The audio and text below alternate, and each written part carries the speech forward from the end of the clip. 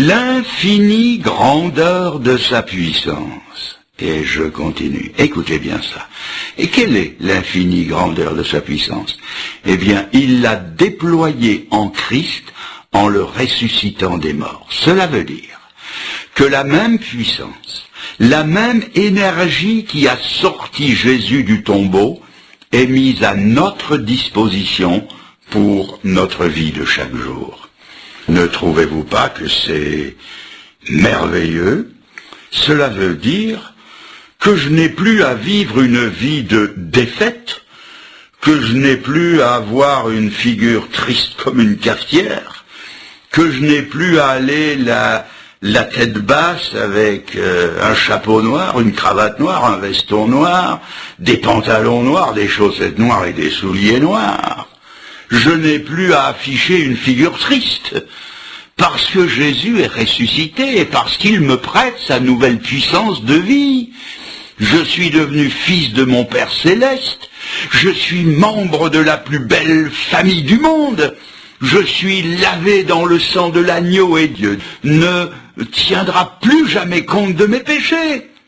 Si vous saisissez cette vérité-là, la puissance de sa résurrection sera mise à votre disposition. Vous pouvez aller en bombant le torse, quand même pas trop, en mettant votre plus beau foulard, rouge à pois blanc, vos plus beaux souliers, votre pull à col roulé, marchez joyeusement parce que vous appartenez au prince des rois de la terre, à celui qui vit éternellement. Et vous, mesdames, si vous croyez au Seigneur Jésus, vous êtes les femmes les plus heureuses du monde, vous pouvez mettre votre plus belle robe blanche à pois rouge, vos petits souliers vernis, vos manilons, vous coiffez avec élégance et sobriété chrétienne, parce que vous êtes les filles du roi des rois. Non, on n'a pas à s'habiller en officier des pompes funèbres quand on connaît le Seigneur Jésus. Et pour vous, mes amis, qui êtes en deuil, et qui portez un vêtement noir, parce qu'il y a 15 jours, ou 1 mois, ou 6 mois, vous êtes allés au cimetière, et on a déposé celui ou celle que vous aimiez. Ce jour-là, il vous a semblé que votre vie se terminait dans le trou, que tout descendait dans la terre froide. Souvenez-vous que le Fils de Dieu est vivant, et que comme le dit l'Écriture, il n'est pas le Dieu des morts, mais qu'il est le Dieu des vivants, et que les bien-aimés qui nous ont précédés, qui sont morts dans la foi, sont vivants auprès du Seigneur, et que le jour vient où nous nous retrouverons tous ensemble avec le Seigneur. Cela est écrit de long en large dans la première épître aux Thessaloniciens au chapitre 4, à partir du verset 15. Cela veut dire que les seuls gens véritablement heureux dans ce monde, ce sont ceux qui appartiennent à Jésus-Christ. Mais ce n'est pas encore tout. La résurrection de Jésus-Christ, c'est la garantie que nos corps aussi, les nôtres, ressusciteront. Dans la première épître aux Thessaloniciens, je sélectionne ce verset, car si nous croyons que Jésus est mort et qu'il est ressuscité, croyons aussi que Dieu ramènera par Jésus et avec lui ceux qui sont morts. Comme l'a dit 1 Corinthiens 15, nous allons avoir, grâce à la résurrection du Seigneur, et quand il reviendra, des corps incorruptibles. Vous entendez mon soupir de bonheur? J'ai déjà eu pas mal d'ennuis avec ce vieux sac d'os que je dois transporter partout où je vais.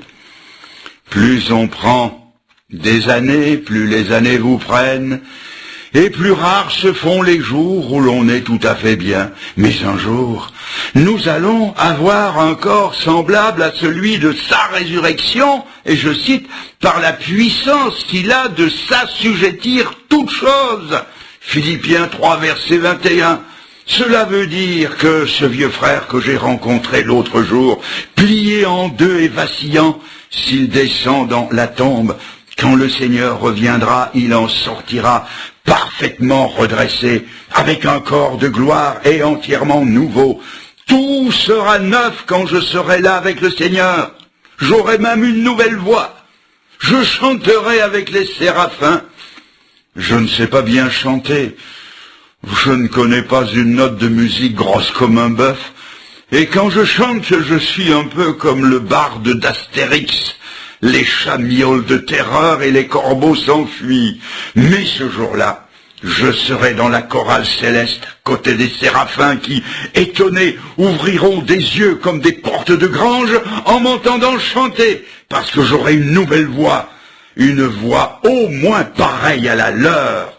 Et ce jour-là, ce vieux frère, qui n'a plus couru depuis 20 ans, va se mettre à sauter comme un cabri, parce qu'il aura un nouveau corps, semblable à celui de la résurrection du Seigneur. Cet autre que j'ai vu l'autre jour avançant en tâtonnant avec sa canne blanche, le jour où le Seigneur reviendra, il lancera sa canne dans les étoiles. D'autres décrocheront leur appareil acoustique et les lanceront dans la constellation d'Andromède. D'autres encore donneront leur rhumatisme en pâture à la grande ours et à ses petits. Mais quelqu'un va me dire, mais Fernand le Grand, comment vous savez tout ça? Eh bien, je le sais parce que la Bible dit que Jésus-Christ est ressuscité et que parce qu'il est ressuscité, nous aussi nous ressusciterons. Et nous retrouverons tous nos bien-aimés, tous ces grands personnages de l'Ancien et du Nouveau Testament, tous ceux qui nous ont précédés, qui ont prié pour notre salut, tous ensemble au signal du Seigneur, nous irons à sa rencontre dans un corps semblable au sien. Mais n'allez pas trop vite. Ne dites pas « Alléluia » trop tôt, car certains ne ressusciteront pas ce jour-là. Vous me dites « Comment ?» Non. La Bible dit que seuls ceux qui se sont endormis en Christ. Il y a un ordre de résurrection.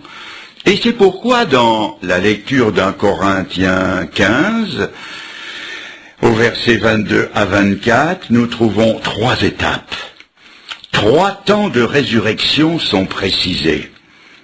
Premièrement, Jésus-Christ.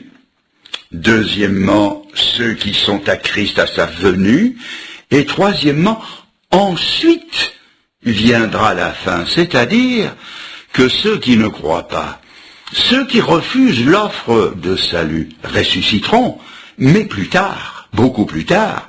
La Bible dit exactement 1000 ans après, à la résurrection des injustes. Et pour être tout à fait sûr qu'il en sera ainsi, elle répète 1000 ans 6 fois. Il faut savoir que selon ce que dit Paul en Actes 24, 15, et je cite, il y aura une résurrection des justes et des injustes.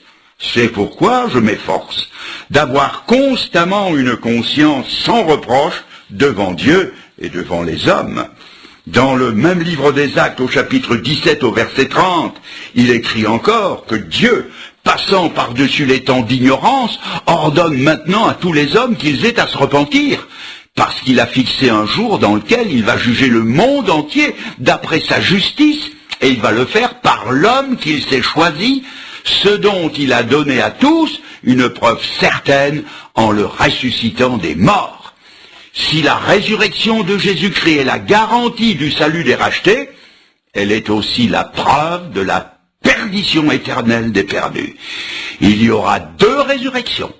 La résurrection de ceux qui ont accepté Jésus-Christ et 1000 ans plus tard, la résurrection de ceux qui auront rejeté le Fils de Dieu. 2 résurrections, 2 éternités, 2 destinations éternelles, le salut ou la perdition. Êtes-vous certain d'être sauvé? Êtes-vous prêt à rencontrer Dieu? Laissez-moi encore vous dire ceci. Il n'y a pas de deuxième chance après la mort.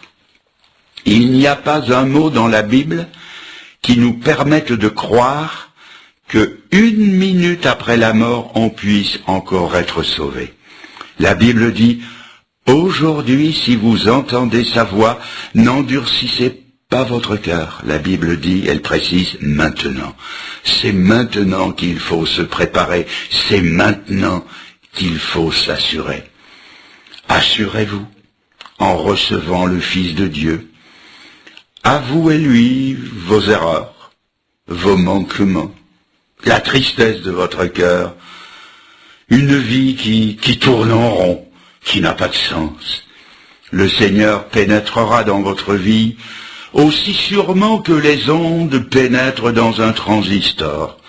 Ceci, c'est une de mes illustrations favorites, et je la répète assez souvent. On ne voit pas les ondes, pas plus qu'on ne voit l'Esprit de Dieu. Mais les ondes sont ici, elles nous entourent, elles nous pénètrent. Il suffit de mettre le contact pour que les sons jaillissent. Le Seigneur aussi est ici, mais il faut prendre contact avec lui, il faut mettre le contact. Dans le langage de la Bible, cela s'appelle la repentance et la foi. Et vous verrez que bientôt Dieu parlera, vous parlera et parlera aux autres au travers de vous. Vous verrez, ça va jaillir. Voulez-vous en faire l'expérience? À vous de choisir. Nous sommes arrivés à la fin de notre soirée. Dans cette prédication, j'y ai mis tout mon cœur, toute ma conviction, et avant de venir, j'y avais mis mes prières. Et si je sais que ce que j'ai dit est vrai, c'est parce que cela est écrit dans la Bible, et parce que je l'ai expérimenté. Maintenant, mes amis, à vous de jouer, à vous de venir à lui, de vous livrer à lui, d'ouvrir votre cœur et de le recevoir.